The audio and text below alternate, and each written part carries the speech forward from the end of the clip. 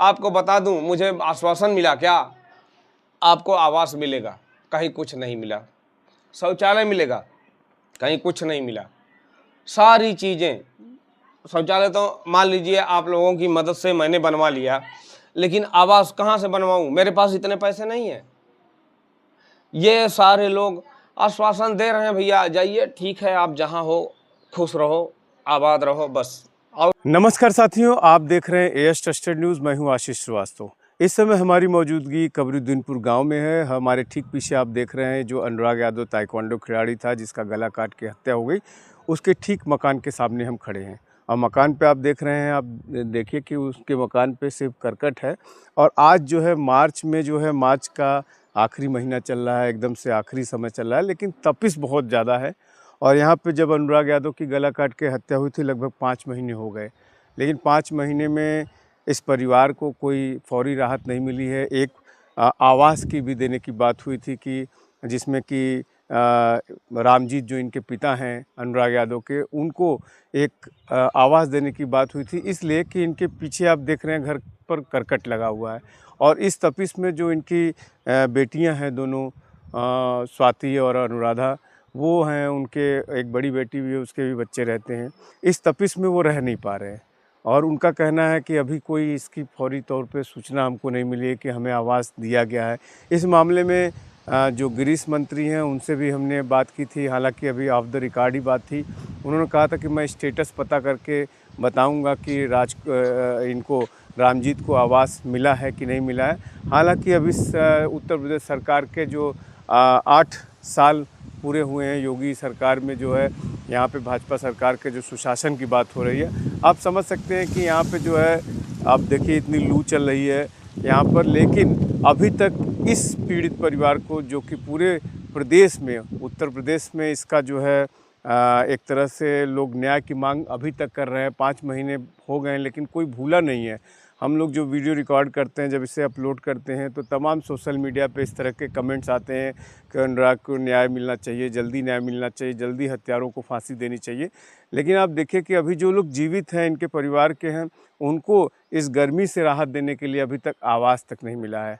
और सरकार जिस तरह से 8 साल मना रही है, तो सबसे पहले सरकार को ये संज्ञान लेना चाहिए, यहाँ के उच्चाधिकारियों को संज्ञान लेना चाहिए। कम से कम अनुराग के परिवार के लिए जो एक आवास मिलने की बात थी, उसकी कार्रवाई जल्द होनी चाहिए।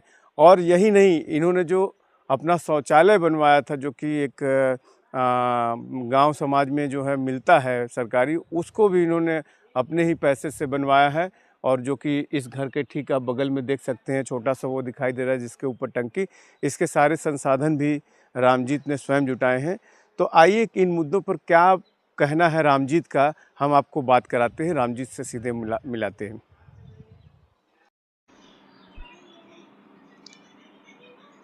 जो दरोगा राजेश है, किस तरह से उसकी नौकरी को लेकर के और जनप्रतिनिधि का क्या पूरा मामला है जो फर्जीवाड़ा लग रहा है आपको? जी भैया, उनकी डेट ऑफ बर्थ 2-2 है और मेरे पास प्रूफ भी है। अब हालांकि मैं कमज़ोर आदमी, मैं कुछ कर नहीं पा रहा हूँ, लेकिन उनकी डेट ऑफ बर्थ 2-2 है, मैं आपको प्रूफ भी दिखा सकता हूँ। और उसके लिए हमने एप्लीकेशन भी डाला है, फिर भी अभी कुछ नहीं हो रहा है। हम सुन रहे हैं कहीं से, हमको क्लियर मालूम नहीं है, लेकिन मैं सुन रहा हूँ कहीं से कि उनकी बहाली हो चुकी है। तो ये 2-2 डेट ऑफ बर्थ कैसे हो जाती है? और उनके भाई की भी डेट ऑफ बर्थ सेम है। अच्छा, मतलब राजेश की और रमेश की दोनों की जी जी, जबकि 6-7 साल का अंतर है, लेकिन फिर भी सब सेम है भैया। समर्थ को नहीं दोष गोसाई, जो समर्थ है उसके लिए कोई दोष नहीं है। समर्थ को नहीं दोष गोसाई, ये तुलसीदास जी ने लिखा है कि समर्थ के लिए कोई प्रमाण नहीं है, कोई कुछ नहीं है। तो आप जैसा भी चाहते हो भैया आप लोग करो, मैं गरीब आदमी क्या कर सकता हूँ। इसकी शिकायत आपने कहा कि ये कब की है? जी मैंने मेरठ के आईजी डीआईजी के यहाँ शिकायत किया है और यहाँ अपने कप्तान साहब के यहाँ भी ऑनलाइन सारी चीज़ें मैंने शिकायत की है और उसका जो है प्रूफ भी है मेरे पास, लेकिन मैं कुछ कर नहीं पा रहा। आप समझ लीजिए, मजबूर आदमी हूँ, मैं कहाँ कहाँ दौड़ूँ, कहाँ कहाँ जाऊँ। ये डॉक्यूमेंट आपको कैसे मिले, कहाँ से, कैसे? जी किसी भले आदमी ने मुझे दिया था कि चचा ये है, शायद आपके काम में आ जाए। और मैं तो कहीं आता जाता नहीं भैया, मैं तो खुद ही रो रो के परेशान हूँ, मैं कहीं आ जा नहीं पा रहा हूँ, मैं खुद कहीं नहीं आता जाता, लेकिन मैं परेशान हूँ। और किसी भले आदमी ने दिया था और उसने कहा था कि चचा शायद ये आपके काम में आ जाए और भैया को न्याय मिल जाए। तो क्या फर्जीवाड़ा किया है उसने, जो है नौकरी हासिल करने के लिए इस तरह से किया है? जी जी बहुत जगह फर्जीवाड़ा किया है इन लोगों ने। ये सब लोग, लाल मोहन की डेट ऑफ बर्थ सफाई कर्मचारी की जो नौकरी लिए हैं उसमें 84 है, ठीक है, जबकि मेरे से उम्र में 4 साल बड़े हैं वो।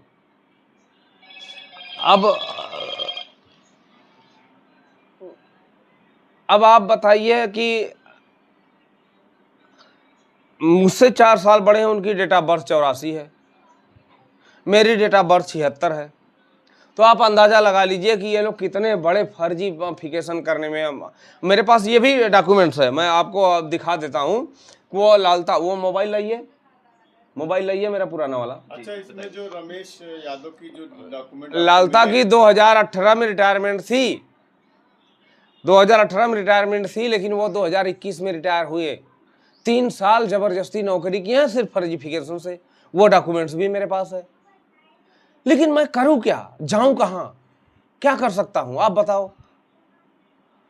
अच्छा, रमेश यादव का जो डॉक्यूमेंट मिला था कुछ फोटोकॉपी वाला, उसमें जो है रमेश की डॉक्यूमेंट जो मिला था और जो राजेश है उसका डॉक्यूमेंट मिला था। एक ड्राइविंग लाइसेंस में जो रमेश का जन्मतिथि था वही जो है राजेश का भी जन्मतिथि। जी बिल्कुल, जबकि रमेश राजेश से 6-7 साल छोटे हैं, लेकिन दोनों की डेट ऑफ बर्थ सेम मिल रही है। मेरे पास डीएल है और सेम जन्मतिथि, सेम जो है महीना, सेम दिनांक जी। वो तीनों जो है मैच कर रहा है, ये तीनों जो है मैच कर रहा है उसमें।